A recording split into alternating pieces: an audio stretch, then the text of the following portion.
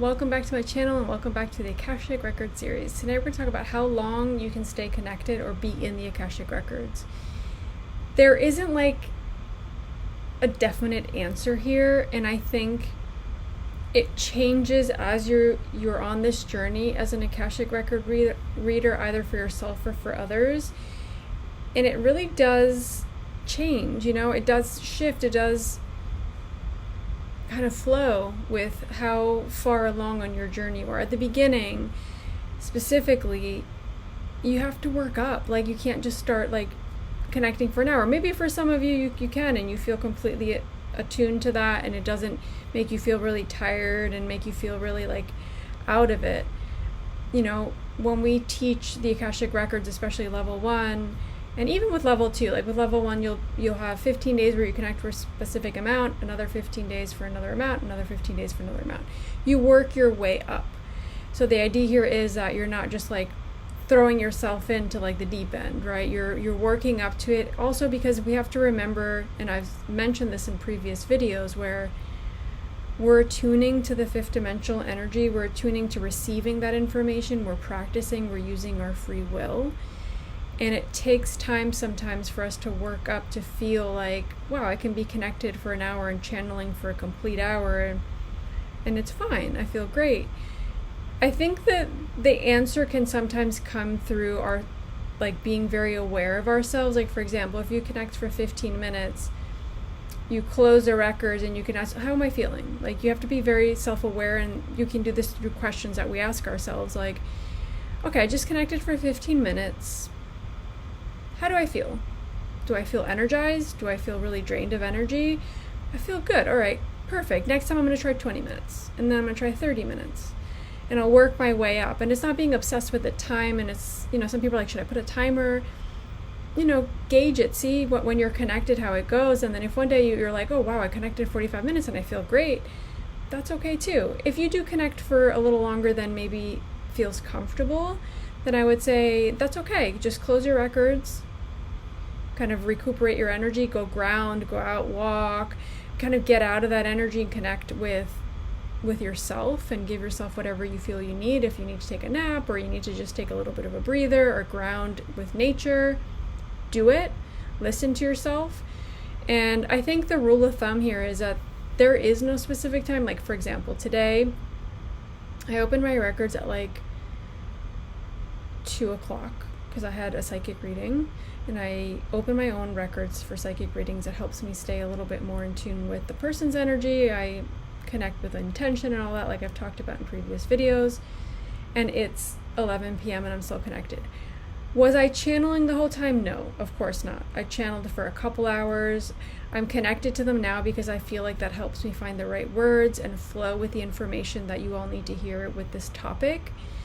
And anytime I do a podcast, create content, or do videos, I connect to my Akashic Records. It just feels good. And it makes me feel more confident, more connected to myself, and the words just flow better. Will I do that every day? Probably not. And I'm already starting to feel a little bit tired, so within the next half hour, I'll probably close them anyway.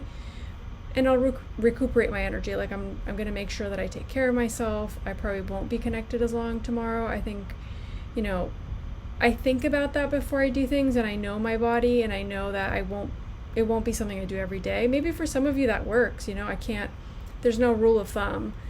Excuse my dog in the background.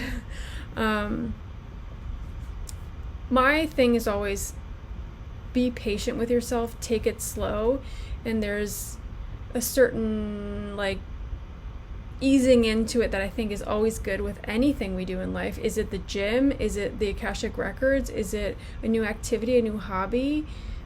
Ease into it. What's the rush? This is a journey we're on. We're on a spiritual journey with ourselves to connect. And even when we're working with level 2, which is opening other people's Akashic Records, I always suggest as well, like, take it slow. Start with what feels comfortable for you, and then work your way up to an hour. It took me a while to feel like I could connect for an hour and a half in the Akashic Records and feel like when I finished the reading, I felt good. Will I work more than an hour and a half? For now, no. That feels right for me. I don't feel like people need to connect any longer than that, because usually all the information comes in within the first 45 to 60 minutes anyway. And if it goes any deeper, it can. Like, more information can come through, but generally the most important stuff will come in the first hour or so. So, you know, have I connected 2 hours in a reading? Yeah, I have. But it's not my go-to amount of time to connect. It doesn't feel aligned, especially if I have more than one reading in a day. When I'm connecting to myself, I tend to leave them open longer because I'm not channeling the whole time. If we're talking specifically about channeling, work your way up. And then test out how you feel when you study, for example, when you're doing something creative. How does it feel? Do you feel drained? And if you start to feel tired, close them. Generally, we can recuperate our energy like pretty quickly after we close our records. And this is about awareness, like self-awareness, making sure that we're listening to ourselves, our needs, and what feels right for us. So I'm sorry I don't have like a specific answer, but I think we are all so individual and we are all on different parts of our path. So like, there are people that study the Akashic Records, but they were already doing psychic readings and they already have these mediumship or tarot readings, or they're super intuitive. So when they connected to the Akashic Records for the first time, they're like, oh, I can do an hour easy.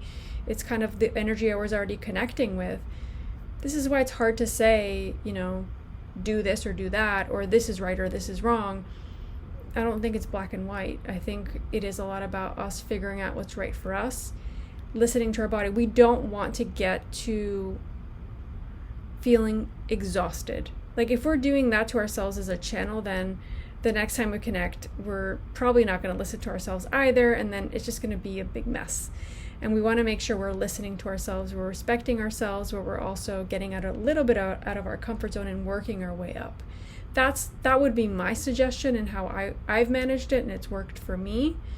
And if you are pushing yourself too much, you know, maybe there's something you can ask in the account, like, why am I being so hard on myself? Why am I expecting so much of myself from the beginning of my journey?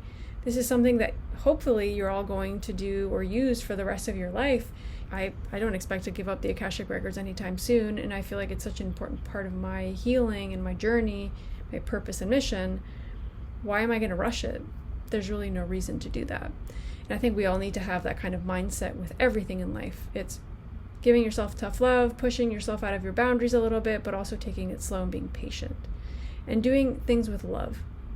I think as long as we have that mentality, that mindset, generally we're going to be able to get better, connect even further, doing our own internal work alongside connecting to the Akashic Records. Like, you know, are you going to therapy? Are you feeling like you're listening to yourself? Are you journaling? Are you taking time? Are you getting enough sleep? Are you taking care of yourself as a channel? Like, what are you doing? Like, all of that has to go hand in hand. And I'll see if I can make a specific video outside of the series about that, of like how to take care of yourself as an Akashic channel, as a spiritual kind of light worker. What does that mean for some of us? And I'll see if I can channel some stuff about that. I think that'd be really interesting. Anyway, I hope this information helped. Please make sure you subscribe to my YouTube channel. It really helps support me. And also give this video a like if you really enjoyed it and it feels like it helped you in some way. And I will be back soon with a new video. Bye.